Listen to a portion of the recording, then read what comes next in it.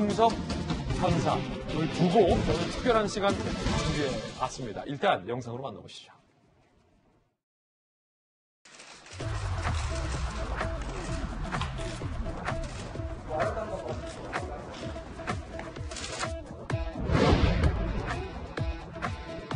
저희가 공당으로서 책임 있는 경선을 치르려면은 절대 버스라는 것은 특정인을 위해 기다려서도 되는 것이 아니고요. 특정인이 원하는 노선으로 다녀서도 안 되는 것입니다. 그렇다면 윤석열 후보가 우리 당에 들어오지 않았어도 그냥 버스는 출발하겠다는 이야기로 이해해도 되겠습니까? 윤석열이라는 이름을 지금 이 자리에서 거론하는 순간 나경원 의원께서는 머리에 윤석열밖에 없다는 것을 증명하는 것이고,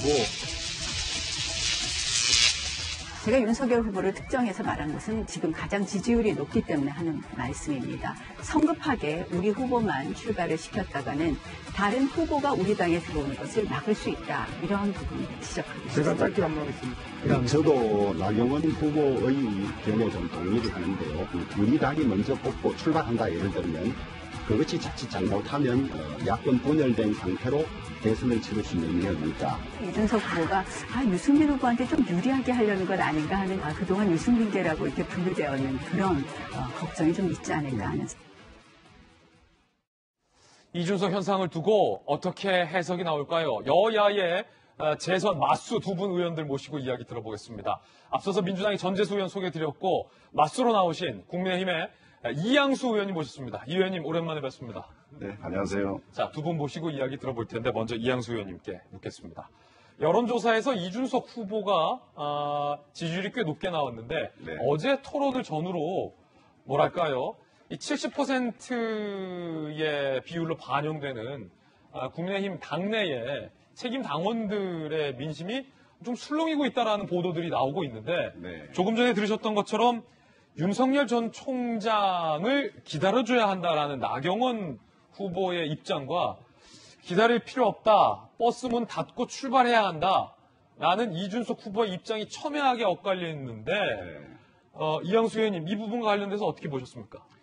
네, 사실 지금 이준석 후보가 이렇게까지 1위를 차지할 거라고 사실 다들 예상을 못했어요. 근데 이제 기존 정치권에 대한 불신, 우리 당은 국고인데 민주당은 신고인데 이제 새로이 젊은 사람들한테 맡겨보자는 그런 심리들이 이런 이준석 현상을 가져온 것 같은데 어제 토론회에서 보면은 사실 우리 당은 우리 당내에 있는 대권 후보자들도 중요하지만 반 문재인 정권의 연장선상에서 우리 당이 플랫폼이 돼야 되거든요. 그래서 당 외부에 있는 반 문재인 그런 연대를 저희가 실현을 시켜야 됩니다. 앞서 나왔던 뭐 최재형 원장, 윤석열 총장, 김동연 부총리 뭐 이런 분들. 그런 분들이 자유롭게 우리 당에 와서 같이 우리와 협력해서 경선을 하고 그것도 공정한 경선을 해서 해야 되는데 이준석 후보의 그 버스로는 먼저 출발하겠다 그런 것은 당내에 있는 인사들한테 상당히 어드밴티지를 주는 거거든요.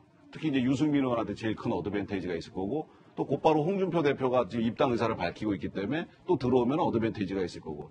먼저 어떤 기득권을 점하게 되면은 나중에 오는 사람들을 조금 이렇게 멀리 하려는 그런 상황에서 불협화음이 생길 수가 있어요. 그래서 이것은 좀 심사숙고해야 되는 문제 아니냐. 이것은 조금 이준석 후보가 이 문제에 대해서 너무 공정 이것만을 생각하다 보니까 좀 큰 틀에서 통합과 화합을 해서 우리가 정권 교체를 해야 되는데 그런 부분을 좀 놓치고 있는 거 아닌가 하는 생각 때문에 당원들이 상당히 설왕설래를 하고 있는 것 같습니다. 당원들이 설왕설래하고 있다. 그 당원들이 이제 결정적인 투표를 할 거고 70%가 반영될 텐데 버스 문 닫고 떠나겠다라는 이준석 후보의 이 버스로 온 이후에 실제로 설왕설래하고 있다고 말씀 주셨잖아요. 네.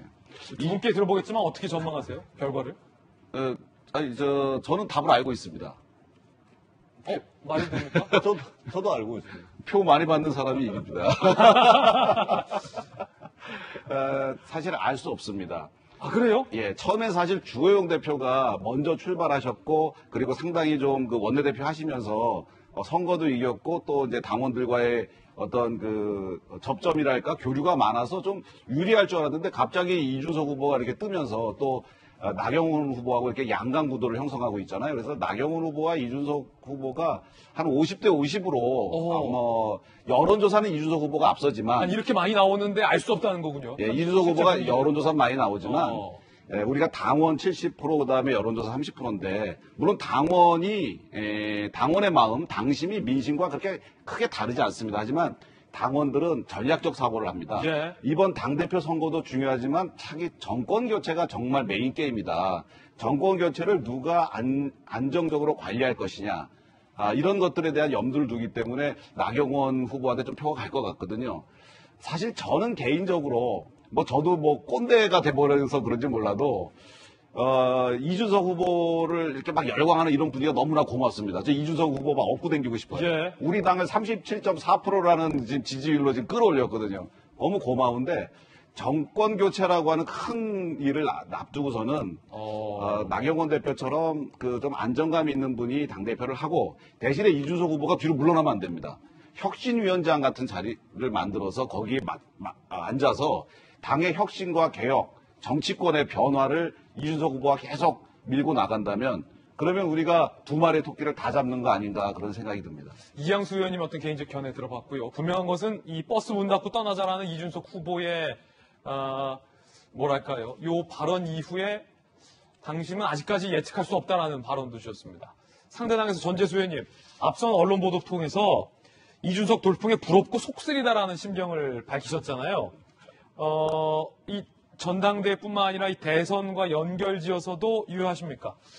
일단은 이준석 개인을 띄운다거나 부럽다 이런 의미는 아니고요. 이준석을 통해서 지금 나타나고 있는 국민의힘의 경선 과정 이것이 상당히 이제 부러워할 만하죠. 그리고 이것이 여든 야든 이 당대표를 뽑는다든지 대선 후보를 뽑는다든지 좀 이렇게 국민들이 많은 관심을 가지고 호응을 해주고 또 참여도 많이 하고 하는 것은 굉장히 저는 바람직한 현상이다 그렇게 봅니다. 우리 이양수 의원님께서는 이제 당대표 경선이 어떻게 될지 모른다고 말씀을 하셨는데 저희들은 제3자잖아요. 예. 국민의힘이 아닌 입장에서 이렇게 한 발짝 들어서 가만 보면 보는 재미가 있는데 제가 볼 때는 이미 이 선거는 끝났습니다.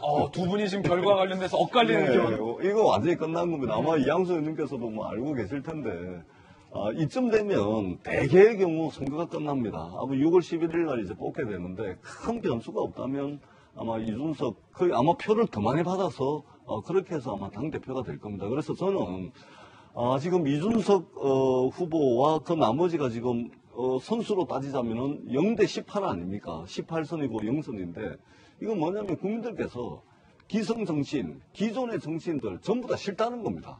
예. 전부 싫다는 거거든요. 그러니까 이준석 후보가 아무 경험이 없지만 그럼에도 불구하고 경험이 없음으로 인해서 가지고 있는 리스크보다 기성 정치인이 더 싫은 겁니다. 그런 위험을 감수하겠다는 거거든요, 국민들은. 그래서 이것은 국민의힘뿐만 아니라 저희 민주당도 이번 국민의힘 당대표 경선 과정을 통해서 저희들도 뭔가 좀 배울 것은 배워야 되겠다라는 생각을 합니다. 왜 국민들께서 기성 정치권을 저렇게 불신하는지, 저 불신을 과연 어떻게 건너뛸 것인지, 이러한 우리가 교훈을 이준석 현상을 통해서 여야 막론하고 이것들은 좀 저희들이 좀 다시 한번 복귀를 해서 부럽다. 한 단계 정치를 업그레이드 시키는 그런 계기와 출발점으로 삼아야 된다. 그렇게 생각합니다. 예. 제가 우리 전재수 의원님 말씀에 조금 한마디 좀 첨언해야 되겠어요. 지금 이제 게임이 끝났다고 그랬잖아요. 저도 알고 있을 거라고 생각해서 얘기하셨는데 이렇게 되면 우리 경선이 재미없어집니다.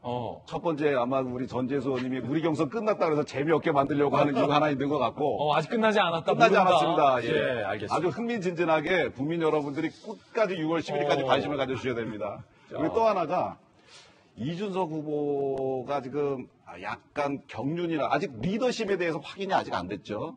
그런데 사실 우리가 지금 다른 후보들 대권 후보들 쫙 불러서 안정적으로 관리하면 우리가 잘해서가 아니고 사실 문재인 정부가 너무 잘못해서 우리가 이길 가능성이 좀 높습니다. 그래서 지금 리더십이 확인이 안 된 우리 이준석 후보를 좀 앉혀놓고 예를 들어서 이 함정을 파고 좀 기다리는 그런 마음 아닌가 하는 그런 생각도 좀 들어요. 예, 그래서 우리 민주당에서 정말 이번 효과에서 이준석 효과에서 배울 것은 배우되 우리 당이 좀 더 흥미진진하고 그 다음에 좀 경륜 있는 사람들이 제 역할을 할 수 있는 그런 장이 될 수 있도록 도와주시기 부탁드립니다. 저도 한 말씀만 탁 더 드리면. 자, 요거 토론회 한번 들어보고서 바로 발언권 드리도록 하겠습니다.